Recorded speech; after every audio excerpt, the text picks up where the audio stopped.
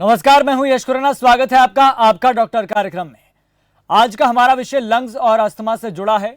यह रोग दुनिया की आम समस्याओं में से एक है और उतना ही खतरनाक है। अगर लंग्स से जुड़े रोगों का सही समय पर इलाज नहीं होता है तो यह शरीर के लिए बहुत घातक हो सकता है। इसी विषय पर हम बात करेंगे कि फेफड़ों से जुड़े रोग कौन कौन से होते हैं, इनसे कैसे बचा जाए, इसके लक्षण क्या होते हैं और इसके इतर अस्थमा का क्या इलाज है, यह बड़ा सवाल है। इस विषय पर हमारे साथ बात करने के लिए होंगे डॉक्टर अंकित सिंघल। और इसके इतर आपको एक जानकारी और बता देते हैं कि अगर आपके जहन में भी फेफड़ों या फिर अस्थमा से संबंधित कोई भी आपके जहन में सवाल आता है तो आपकी टीवी स्क्रीन पर लगातार नंबर फ्लैश होते रहेंगे। आप हमें संपर्क कर सकते हैं, सलाह ले सकते हैं, परामर्श ले सकते हैं। तो फेफड़ों से संबंधित या फिर अस्थमा से संबंधित आपके जहन में कोई भी सवाल आता है, आप लगातार टीवी स्क्रीन पर आपकी नंबर फ्लैश हो रहे हैं, आप इन पर संपर्क कीजिए, कॉल कर सकते हैं, परामर्श ले सकते हैं।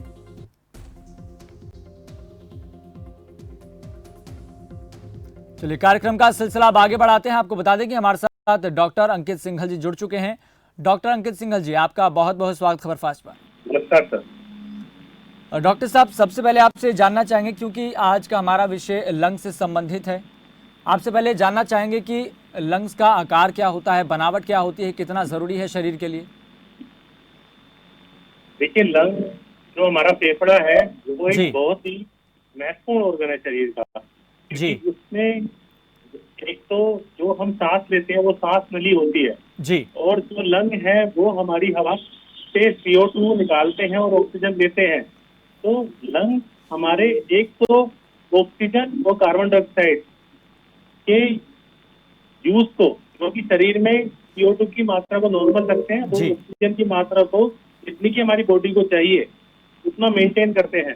दूसरा, लंग हमारे ब्लड को भी प्यूरिफाई करते हैं जी। तो लंग हमारे शरीर का बहुत ही अच्छा और बहुत ही बड़ा महत्वपूर्ण अंग है। और अच्छी चीज है कि हमारे 2 लंग होते हैं। किसी किसी मरीज का या किसी किसी आदमी का, व्यक्ति का अगर एक लंग खराब हो जाता है तो दूसरा लंग काम करता है। और जो लंग ट्रांसप्लांट होता है उसमें भी 2 लंग की वजह से काफी चीजें अच्छी होती हैं। जी। डॉक्टर साहब, COPD क्या होता है और ये क्यों होता है, कितना जरूरी होता है?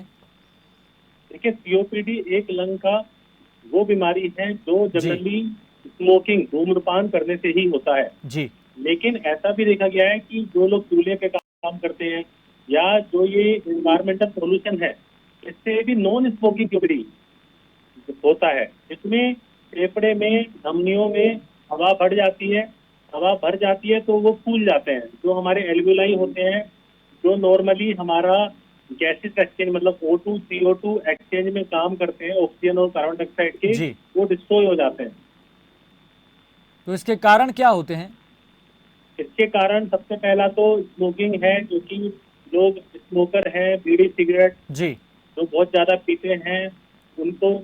उसके बाद जो कि पोल्यूशन है, और जो चूल्हे पे आज भी बहुत सारी फीमेल मेल गाँवों में काम करते हैं। उसके बाद कोई भी इन्फेक्शन के बाद भी, जैसे टीबी के बाद कॉमनली देखा गया है कि लंग में जिनके टीबी होने के बाद लंग वीक हो जाते हैं, उनको ये COPD हो जाता है। जी। डॉक्टर साहब, कोरोना काल चल रहा है और ऐसे में अगर किसी व्यक्ति को कोरोना हो जाए, उसकी रिपोर्ट कोरोना पॉजिटिव आ जाए, तो कोरोना लंग्स के लिए कितना मतलब घातक हो सकता है, कितना उसको प्रभावित कर सकता है? देखिए, कोरोना के लिए बहुत ज्यादा घातक है और सबसे ज्यादा कहीं ना कहीं लंग्स पे ही इफेक्ट डालता है। जी। ये लंग्स को पूरा खत्म कर देता है, मतलब लंग्स को इतना इन्वॉल्व कर लेता है कि ऑक्सीजन बनती ही नहीं। और जब ऑक्सीजन नहीं बनती है तो ऑक्सीजन आप कितनी भी दे दो, आती ही नहीं है और धीरे धीरे लंग डैमेज, कंप्लीट डैमेज हो जाता है। जी। डॉक्टर साहब, चूंकि सोशल मीडिया का ज़माना है, ऐसे में मैं कई डॉक्टर्स के इस कोरोना काल में सलाह मैं देख रहा था, सुन रहा था, उन्होंने कहा कि मास्क लगाना घातक हो सकता है। आप इस बात को कितना मतलब एग्री करते हैं, इस बात से कितना सहमत हैं? क्योंकि इससे ये माना जाता है कि लगातार अगर लंबे समय तक आप मास्क लगाइए तो आपको अस्थमा हो सकता है, सांस लेने में दिक्कत हो सकती है। कितना सहमत आप इस बात से? नहीं, मैं इस बात से पूरी तरह सहमत नहीं हूँ जी। क्योंकि जो मास्क हम लगाते हैं उससे सबसे पहले जिसको कोरोना है, जो एसिम्प्टोमेटिक कह रहे हैं, जिसको कोई सिम्टम नहीं है जी, वो, उससे आप बचते हो। क्योंकि अगर उसने भी मास्क पहना और आपने भी मास्क पहना है तो ट्रांसमिशन 0% है। जो भी स्टडी अभी हुई है, अगर उसमें एक व्यक्ति ने भी मास्क पहना तो भी ट्रांसमिशन लेस देन 10% है, और अगर दोनों ने पहना है तो 0% है। तो जो लोग ये कह रहे हैं कि मास्क पहनने के बाद हमें अस्थमा हो जाता है, हमारी सांस फूट जाती है, ये मिथ्या, उनको आदत नहीं है। दूसरा, उन लोगों को ऐसा भ्रम पैदा होता है कि मास्क पहनने से हमें ये हो जाएगा, जबकि आज तक किसी भी स्टडी में अभी तक ये प्रूव नहीं हुआ है कि मास्क पहनने से कोई बीमारी होती है या कुछ प्रॉब्लम होती है। हाँ, ये जरूर है कि mask is work as vaccine. Mask जो हमारा होता है ये वैक्सीन की तरह वर्क करता है, जो भी स्टडीज आई है। इसलिए जो भी लोग मास्क प्रोपरली पहनते हैं उनको कोरोना खतरा बहुत ही कम हो जाता है। चलिए डॉक्टर साहब, इस बीच हमारे साथ एक दर्शक जुड़ गए हैं प्रदीप करनाल से। प्रदीप, आपका बहुत बहुत स्वागत। आपका सवाल क्या है? सर, पेट में ना, ये मेरे ब्रदर है, उनके पेट में ना गड़बड़ रहती है सर बहुत। प्रदीप, आपका फेफड़ों से संबंधित या फिर अस्थमा से संबंधित सवाल है तो आप पूछ सकते हैं। हाँ जी, क्या कह रहे हो? आज का हमारा विषय प्रदीप फेफड़ों से संबंधित और अस्थमा से संबंधित है। आपका अगर कोई इससे जुड़ा कोई सवाल है तो आप पूछ सकते हैं। चलिए प्रदीप, बहुत बहुत धन्यवाद। डॉक्टर साहब, क्रॉनिक ब्रोंकाइटिस क्या होता है? क्रोनिक ब्रोंकाइटिस जो होता है उसमें फेफड़ों की नलियों में इन्फ्लामेशन हो जाता है, सूजन आ जाती है, जो कि एक पार्ट होता है सीओपीडी का, जो अभी हमने डिस्कस किया था। सीओपीडी जिसमें कि जो हमारे एल्वियोलाई हैं, जो गैसेस सेक्शन मतलब ऑक्सीजन और कार्बन डाइऑक्साइड को निकालने और बनाने में अपना काम करते हैं, जिनका महत्वपूर्ण काम होता है, वो डैमेज हो जाते हैं। उसके साथ साथ जो हमारी कोशिकाएं हैं लंग की, वो भी काफी हद तक डैमेज हो जाती है। डॉक्टर साहब, इस बीच हमारे साथ एक दर्शक जुड़ गए हैं, रघुवीर सिंह नरवाना से जुड़े हैं। रघुवीर, आपका बहुत बहुत स्वागत। आपका सवाल क्या है? नमस्कार जी। नमस्कार जी, आपका सवाल क्या है रघुवीर जी? सवाल ये है जी, ये दिक्कत है, छाती में दिक्कत है जी। कौन सी दिक्कत रघुवीर जी? ये कहना चाहूँ जी, छाती में दिक्कत है जी। छाती में दिक्कत है? हाँ जी, हाँ जी, हाँ जी, छाती में दिक्कत है जी, छाती में चोट लगी। डॉक्टर अंकित जी, आप सवाल सुन पा रहे हैं? हाँ जी, हाँ जी। जो आपको सर खांसी में दिक्कत है, खांसी के बाद छाती में दिक्कत होती है, उसके लिए आप किसी चेस्ट स्पेशलिस्ट से मिलिए, क्योंकि खांसी के बहुत सारे कारण हो सकते हैं। कि आपको गले में इन्फेक्शन हो सकता है, बार बार जुकाम खांसी एलर्जी हो सकती है, टीबी हो सकती है, या फिर नॉर्मल छोटा मोटा इन्फेक्शन हो सकता है। मतलब उसके बहुत सारे कारण होते हैं खांसी आने के। नॉर्मल सीजनल खांसी हो सकती है। तो उसके लिए आप किसी आसपास में जो भी चेस्ट स्पेशलिस्ट हो उनसे मिलिए और सलाह लीजिए और अपनी जांचें करवाइए। चलिए रघुवीर जी, बहुत बहुत धन्यवाद बातचीत करने के लिए, कॉल करने के लिए। डॉक्टर साहब, हम बात कर रहे थे क्रॉनिक ब्रोंकाइटिस के बारे में। इसके लक्षण क्या होते हैं और इससे बचा कैसे जाए? सर, क्रॉनिक ब्रोंकाइटिस में किसी भी बंदे को अगर क्रॉनिक ब्रोंकाइटिस होता है, किसी भी मरीज को या किसी भी इंसान को, तो उसमें सब बलगम बहुत ज्यादा आता है। आपको खांसी बनी रहती है और बलगम बार बार आता है और बहुत ज्यादा स्तर पर आता है, जिससे कि धीरे धीरे फिर सांस भी फूलने लगता है। तो आपको धीरे धीरे पता लग जाता है कि हाँ, आपको क्रॉनिक ब्रोंकाइटिस है। जी डॉक्टर साहब, एक सोशल मीडिया के जरिए हमारे एक दर्शक ने सवाल पूछा है कि मतलब मैं 4 मंजिल चढ़ता हूं तो मुझे सांस लेने में बहुत दिक्कत होती है, तो इसके कारण क्या हो सकते हैं? क्या हमारे लंग्स मतलब हेल्दी नहीं है? सर देखिए, 4 मंजिल कोई भी यंग बंदा, यानी मैं भी चढ़ूं, है ना, तो मेरी भी सांस फूल जाएगी। ये नॉर्मल होता है। अगर आपकी एज 50 साल से कम है और आपको कोई भी अनकंट्रोल्ड शुगर नहीं है, आप बहुत ज्यादा हेल्दी नहीं हो, मतलब बहुत ज्यादा ओबीज नहीं हो, तो ये नॉर्मल है। बट अगर आपको बहुत सारी बीमारियां हैं तो ये एबनॉर्मल भी हो सकता है। आपको अपने आसपास जो लोकल फिजिशियन है, जो चेस्ट फिजिशियन, उनसे मिलना चाहिए, कार्डियोलॉजिस्ट से मिलना चाहिए और अपने सभी टेस्ट कराने चाहिए। तभी हम बता सकते हैं कि आपका उसका कोई कारण है या एक ये नॉर्मल है। जी डॉक्टर साहब, लंग्स में ब्लड क्लॉट भी होता है क्या? हाँ जी सर, लंग्स में ब्लड क्लॉट होते हैं, उसको पल्मोनरी एम्बोलिज्म कहते हैं जी, पल्मोनरी हेमरेज कहते हैं, पल्मोनरी इंफेक्शन कहते हैं।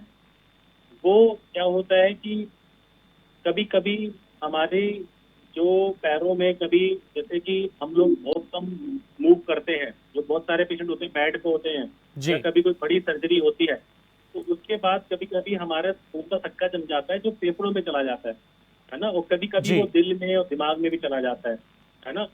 और वो जो फेफड़ों में चला जाता है उससे फिर मरीज को खून आने लगता है मुंह से और सांस फूलने लगती है। जी तो उसके लिए अलग ट्रीटमेंट होता है और उस ट्रीटमेंट पे अगर सही टाइम पे सही ट्रीटमेंट मिल जाए तो सभी मरीज लगभग लगभग सही हो जाते हैं। जी। डॉक्टर साहब, अगर कोई व्यक्ति बहुत ज़्यादा धूम्रपान करता है, नशीले पदार्थों का सेवन करता है, तो ये लंग्स के लिए कितना घातक है? और पूरी तरह से अगर लंग्स खराब हो जाएं, तो अगर उसको डिटॉक्स किया जाए तो क्या डिटॉक्स हो सकता है वो? जो भी लोग कर रहे हैं बहुत ज्यादा धूम्रपान नशा, उनके लंग्स भी खराब हो सकते हैं और अगर वो पूरे खराब हो गए तो सिर्फ एक लंग ट्रांसप्लांटेशन होप होती है, जो अभी इंडिया में बहुत ही कम सेंटर्स पे हो रहा है और उसकी सक्सेस रेट भी बहुत कम है। तो मेरी सलाह यही है कि वो ये सब छोड़ दें, धूम्रपान नशा सब छोड़ दें, क्योंकि इसका लंग्स का कोई ड्रॉप नहीं होता है। जी। डॉक्टर साहब, इस बीच हमारे साथ अम्बाला से एक महिला जुड़ गई हैं, सविता। सविता जी, आपका सवाल क्या है? मेरे को जॉन्डिस हो गया था पहले, जी आज से 7-8 साल पहले। तो उसमें जॉन्डिस ठीक नहीं होता था, तो उन्होंने कहा कि लंग्स में गड्ढे हैं, गड्ढे होती है ना लंग्स में, जी भाई वो है। अब मैं जैसे ही थोड़ा सीढ़ियाँ चढ़ के ऊपर जाती हूँ, जैसे ऊपर वाले, तो सांस चढ़ता है, थोड़ा सांस लेने में भी मुश्किल होती है। क्या मेरे को गड्ढे दोबारा तो नहीं हो गए हैं? भाई मैं उसका पीछे ही मेरा इलाज चलता था। डॉक्टर साहब, आपने सवाल सुना? सवाल मैंने सुना बट मुझे पूरा समझ में नहीं आया, आप एक बार बताएंगे सर? जी डॉक्टर साहब, इनको जॉन्डिस हो गया था हाँ, और मेरे को जॉन्डिस के हो बाद गया जब था, इलाज जॉन्डिस। करवाया तो हाँ, गांठें जम गई, हाँ, गांठें हो गांठें हो गई। गई थी लंग्स में, तो उसका इलाज लंग में करवाया क्या था? अब मेरे को सांस चढ़ता है, जैसे मैं ऊपर सीढ़ियाँ चढ़ के ऊपर जाती हूँ या थोड़ी ऊंचाई पे जा, थोड़ा जल्दी नहीं जाता जरा, तो सांस जो नहीं, लेना। अगर आपको ये जो सांस चढ़ता है तो आपको सबसे पहले अपने यहाँ कोई भी लोकल फिजिशियन है उनसे मिलना चाहिए और वो आपकी जांच करेंगे, देखेंगे कि ये जो सांस आपको चढ़ता है ये फेफड़े की वजह से या दिल की वजह से है। सांस चढ़ने के बहुत सारे कारण होते हैं, जो सीने पे सांस चढ़ता है ना। तो वो जांच, इसके लिए कुछ जांचें होंगी और कुछ देखना पड़ेगा आपकी हिस्ट्री से कि आपको क्या है। मैं पूछना चाहती हूँ, जो गांठ थी लंग्स में, वो क्या दोबारा तो नहीं हो गई है कहीं? ये तो आपको टेस्ट करवाने पर और जो भी फिजिशियन आपके पास रहते हैं वो देखकर ही बता पाएंगे कि वो दोबारा हुई है नहीं हुई है और अभी ये सांस क्यों चढ़ रहा है। हाँ जी, हाँ जी, ठीक है। चलिए सविता जी, बहुत बहुत धन्यवाद सवाल पूछने के लिए। डॉक्टर साहब, अस्थमा से संबंधित एक सवाल आया है, हमारे दर्शक ने पूछा है, अस्थमा होता क्यों है? क्या इससे पूरी जिंदगी के लिए निजात नहीं मिल सकता? और जो इनहेलर का प्रयोग करते हैं, क्या इससे छुटकारा मिल सकता है? सर देखिए, अस्थमा एक टाइप की एलर्जिक ब्रोंकाइटिस होती है, जो 80% केसेस में एलर्जिक ब्रोंकाइटिस होती है और 20% केसेस में नॉन एलर्जिक होती है। जी अब इसमें ये बचपन से भी हो सकता है, फैमिली में सारे मेंबर्स को हो सकता है, जो आप घर में झाड़ू लगाते हैं उससे जो धूल निकलते, धूल के कण, उसमें डस्ट से अस्थमा होता है। जी तो इंडिया में बहुत कॉमन माना जाता है हमारे देश में। जी उसके अलावा बहुत सारी पोलन की बारिश होती है बार बार, बहुत सारे जानवर से नुकसान होते हैं। जी इवन मतलब इतनी सारी चीजें हैं, खाने पीने से भी एलर्जी होती है, इनको मतलब 100% पता कर पाना बहुत मुश्किल होता है।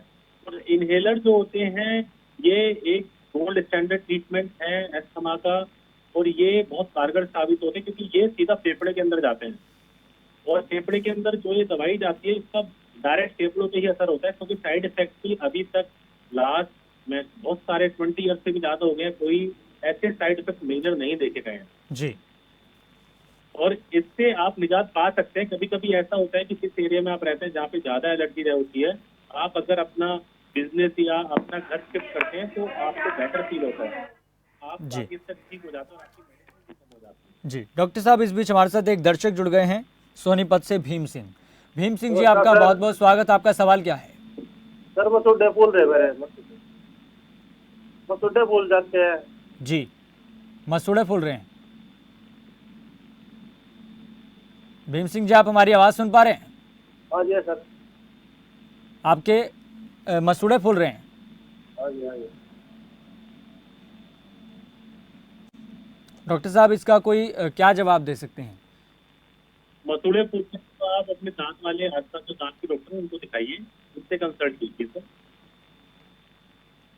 चलिए भीम सिंह जी, बहुत बहुत धन्यवाद सवाल पूछने के लिए। अभी सभी दर्शकों को दोबारा से एक बार दोहरा लेना चाहते हैं कि आज का जो हमारा विषय है वो फेफड़ों से संबंधित है, अस्थमा से संबंधित है। अगर आपके जहन में कोई भी सवाल आता है तो आपके टीवी स्क्रीन पर लगातार नंबर फ्लैश हो रहे हैं, आप कॉल कीजिए, संपर्क कीजिए, सलाह ले सकते हैं। तो डॉक्टर साहब आगे बढ़ते हैं, ये बात करते हैं। हम बात कर रहे थे कि इन्हेलर से क्या ज़िंदगी भर के लिए छुटकारा पाया जा सकता है, क्योंकि जो इन्हेलर का प्रयोग करता है उसके लिए एक बड़ी समस्या रहती है। लगातार आप हर जगह जहाँ भी जा रहे हैं कैरी करिए, क्या पता कब सांस लेने में दिक्कत हो जाए। क्या ज़िंदगी भर के लिए छुटकारा पाया जा सकता है? अगर पाया जा सकता है तो उस व्यक्ति को क्या करना चाहिए? देखिए सर, इन्हेलर जो होते हैं वो जनरली जो आपके अस्थमा में हमारे जो सांस की नलियां हैं जी, उनमें इन्फ्लामेशन हो जाता है, सूजन हो जाती है, जो कि मोस्टली ये देखा गया है कि ज्यादातर एलर्जी की वजह से होती है। जी, जिन तत्वों से हमारी बॉडी में कुछ एलर्जेंस प्रोड्यूस होते हैं जिससे वो एलर्जी होती है, तो अगर सही ट्रीटमेंट लेते हैं तो इन्हेलर काफी हद तक कम हो जाती है, रिक्वायरमेंट काफी कम हो जाती है, जिससे आपको कभी दिक्कत नहीं होती। और इन्हेलर से छुटकारा पाया जा सकता है, इस पर अभी स्टडीज चल रही हैं। अभी तक ये देखा गया कि जिन लोगों ने भी इनअप्रोप्रिएटली ट्रीटमेंट बंद किया है या इन्हेलर बीच में बंद किया है विदाउट डॉक्टर कंसल्टेशन की, उनको वापस अस्थमा और सीवियर कैटेगरी में हुआ है। तो इसलिए मैं सजेस्ट करूँ इन्हेलर बंद ना करें, इन्हेलर को चलने दें और अपने डॉक्टर से रेगुलरली विजिट करें। और जो भी एलर्जेंस अगर आपको लगता है कि उन एलर्जेंस से आपको अस्थमा का अटैक आता है या ज्यादा सांस फूलती है, उन पे अपना फोकस करें, उनको अवॉइड करें। जी डॉक्टर साहब, सिस्टिक फाइब्रोसिस क्या होता है? सर, सिस्टिक फाइब्रोसिस एक लंग की ही बीमारी है जिसमें एक जीन होती है सिस्टिक फाइब्रोसिस CFTR जीन, जी, जिसमें कमी आ जाने की वजह से लंग इन्वॉल्वमेंट हो जाता है। और ये बचपन से भी हो सकता है, एडल्ट में भी हो सकता है। इसमें भी लंग में बहुत ज्यादा इफेक्ट आता है, लंग में छोटे छोटे गुब्बारे बन जाते हैं, जिसकी वजह से वो हमेशा सांस की नली में जो कमी है, थोड़ी सी जो कमी आ जाती है, उसकी वजह से जिंदगी भर या काफी टाइम तक आपको सांस की दवाई लेनी पड़ती है। जी डॉक्टर साहब, इस बीच हमारे साथ एक दर्शक जुड़ गए हैं सोनीपत से, पारस साहब का बहुत बहुत स्वागत। आपका सवाल क्या है? मेरा सवाल है सर के थोड़ा सा चलता हूँ ना तब भी जी, तो सांस चढ़ जाते हैं सर, और फेफड़ों में ऐसा लगता है मतलब सांस नहीं आ रही ठीक तरीके से। उसका बहुत थोड़ा सा चलने में सांस फूल रहा है तो आप इमीडिएटली आपके आसपास जो फिजिशियन है या जो चेस्ट फिजिशियन है, चेस्ट स्पेशलिस्ट है, उनको कंसल्ट कीजिए और अपनी पूरी जांचें कराइए, उनको दिखाइए, जिससे कि ये पता लगाया जा सके कि ये सांस की दिक्कत फेफड़े से है या कोई दिल की बीमारी से है। चलिए पारस, बहुत बहुत धन्यवाद सवाल पूछने के लिए। डॉक्टर साहब, हमने बात की है सिस्टिक फाइब्रोसिस के बारे में, हमने बात की COPD के बारे में, क्रॉनिक ब्रोंकाइटिस के बारे में। क्या इसके लक्षण भी अलग अलग होते हैं? हालांकि ये सारी फेफड़ों से जुड़ी बीमारी हैं, रोग हैं, क्या इसके लक्षण भी अलग अलग हो सकते हैं? देखिए, जो लक्षण होते हैं, बहुत सारे लक्षण, भी सांस फूलना, खांसी आना, छाती में दर्द होना, बलगम आना, ये बहुत सारी बीमारी फेफड़े की बीमारियों में एक जैसे होते हैं। लेकिन क्या होता है कि जब इनकी हिस्ट्री, इनका ऑनसेट, किसी को 3 साल से बहुत ज्यादा छाती बलगम है तो बलगम बहुत ज्यादा आता है और उसको पहले कोई इन्फेक्शन हुआ था या वो बहुत ज्यादा स्मोकिंग करता है, उन चीजों से और एक्सरे कराकर, कुछ इन्वेस्टिगेशन कराकर आपको पता लग जाता है कि ये अस्थमा है या सिस्टिक फाइब्रोसिस है या क्रोनिक ब्रोंकाइटिस है। तो उसी के अकॉर्डिंग फिर ट्रीटमेंट आपका शुरू कर दिया जाता है। और क्या इसके लिए जांच भी अलग अलग करानी पड़ती है, और जांच कौन कौन सी करानी होती है इसके लिए? जांच में थोड़ा बहुत डिफरेंस आता है, जैसे कि एक हम पल्मोनरी फंक्शन टेस्ट करते हैं, स्पायरोमेट्री करते हैं, जिसमें COPD और अस्थमा दोनों में काफी हद तक हमें पता लग जाता है कि ये अस्थमा या COPD है। लेकिन हमेशा आपको पेशेंट की हिस्ट्री जो, और आपने जो पेशेंट को एग्जामिन किया है, उसको हमें साथ में लेकर ही देखना होता है, अलग से आप उससे नहीं बता सकते। फिर एक्सरे जब हम देखते हैं, छाती के एक्सरे देखते हैं, उसमें जिन लोगों को COPD होता है, ब्रोंकाइटिस होता है, मोस्ट ऑफ द टाइम सबके जो फेफड़े होते हैं वो थोड़े से हाइपरइन्फ्लेटेड दिखते हैं, मतलब भरे भरे दिखते हैं, लार्ज दिखते हैं, जो नॉर्मल फेफड़ों में नहीं होती है दिक्कत, वो उनमें दिखाई देती है। इससे हम लोगों को काफी चीजें पता लग जाती हैं। जी डॉक्टर साहब, एक सवाल है कि लंग्स में रोग होने का खतरा कब बढ़ता है और इसके कारण क्या होते हैं? 5 कारण आपसे जानना चाहेंगे, कब बढ़ता है रोग होने का खतरा? लंग्स में अगर आपको इम्यूनिटी डाउन है आपकी, आप किसी इम्यूनिटी सप्रेसेंट रखते हैं या आपको कैंसर है, तो नॉर्मली आपकी लंग इन्वॉल्वमेंट का चांसेस ज्यादा होता है। दूसरा, कोई भी बीमारी जो कि आपके बोलने और सांस से फैलते जैसे कोरोना, उसमें लंग इन्फेक्शन के चांसेस ज्यादा होते हैं। तीसरा, एलर्जी, अगर आपको किसी चीज से एलर्जी है तो उसमें लंग इन्वॉल्वमेंट के चांसेस ज्यादा होते हैं जी, है ना। चौथा, जो आप स्मोकिंग करते हो उसमें 100% लंग इन्वॉल्वमेंट होता ही होता है। पांचवा, बहुत सारे कारण हैं, जैसे कि आप काम करते हो किसी मिल में जहाँ पे कहीं पर कोई केमिकल बनता है, उसमें लंग इन्वॉल्वमेंट के चांसेस बहुत ज्यादा होते हैं। या फिर आप क्या कहते हैं, बहुत ज्यादा सिटी में रहते हो तो पोल्यूशन से भी कई बार लंग पे काफी इफेक्ट आ जाता है, जो थोड़े टाइम के बाद आपको दिखता है। जी। डॉक्टर साहब, बात करते हैं लंग्स कैंसर की।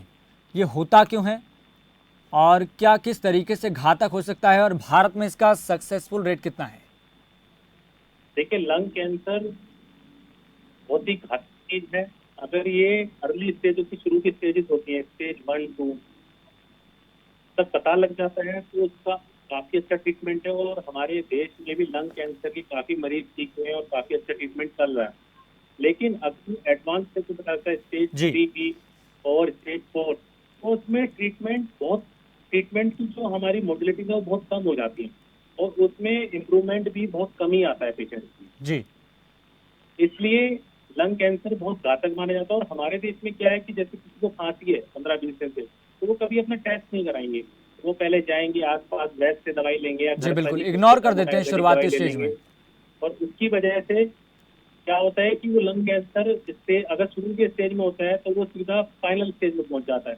इसकी वजह से जब वो लंग कैंसर इंडिया में डायग्नोज होता है तो ऑलरेडी स्टेज 3-4 होता है, जिस पर ट्रीटमेंट मोडेलिटी प्रॉपर्ली देना थोड़ा डिफिकल्ट होता है और उसका रेस्पॉन्स आने में भी डिफिकल्टी होती है जी। और ऐसे में इसमें मौत हो जाने का कितना खतरा बना रहता है? सर, लंग कैंसर में अगर एडवांस स्टेज है तो लाइफ एक्सपेक्टेंसी जो भी स्टडीज कहती हैं जी, वो मैक्सिमम 5 ईयर है। और अगर ऐसी परिस्थितियों में किसी ने लंग्स का ट्रांसप्लांट करा लिया तो कितना समय तक रहता है और इसकी मियाद कितनी रहती है कि कब तक ठीक रहेगा, कब तक ठीक नहीं रहेगा, और ट्रांसप्लांट कराना कितना सही रहता है? सर, ट्रांसप्लांट की कुछ स्पेसिफिक कंडीशंस होती हैं, उन्हीं कंडीशन में ट्रांसप्लांट होता है। ट्रांसप्लांट हर बीमारी में नहीं होता, हर एज का नहीं होता, उसके लिए बहुत सारे फैक्टर्स होते हैं कि एज कितनी होनी चाहिए जी, और आप हेल्दी होने चाहिए, आपको ये कोमॉर्बिडिटी नहीं होती, आपके लंग में थोड़ी सी ये प्रॉब्लम कितनी होनी चाहिए, आपके बहुत सारे टेस्ट होते हैं। और लंग ट्रांसप्लांट काफी कामयाब चीज है। ये मैं कहूँगा कि पहले इसके रिजल्ट लगे थे, अभी तो 50% तक रिजल्ट है, तो इंडिया में बहुत अच्छे रिजल्ट है। लेकिन लंग ट्रांसप्लांट के बाद बहुत सारे कॉम्प्लिकेशन होने के चांसेस रहते हैं 1 से 2 साल में, जो बहुत कॉमनली देखे जाते हैं, तो उसके थोड़ा सा क्या कहते हैं आती है।